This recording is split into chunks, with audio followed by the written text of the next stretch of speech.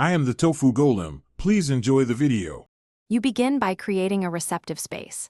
Sit comfortably, reduce sensory noise, and declare a simple intention. Why?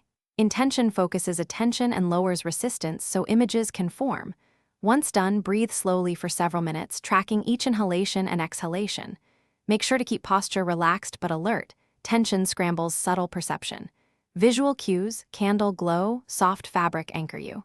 This first step shifts you from doing to receiving, making visions more likely to surface. You now deepen into focused prayer by repeating a short phrase or holy name, which steadies neural loops and creates rhythm. As you repeat, alternate attention between breath and a soft, unfocused gaze. This oscillation widens visual imagination. Why alternate? It balances internal focus with sensory openness so images have room to appear. Once images arise, don't chase them. Observe and let their edges clarify. Make sure to name or note any sensory detail, color, motion, emotion, to strengthen recall after the session.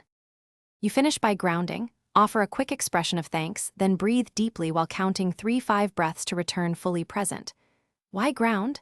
It stabilizes your nervous system and prevents confusion.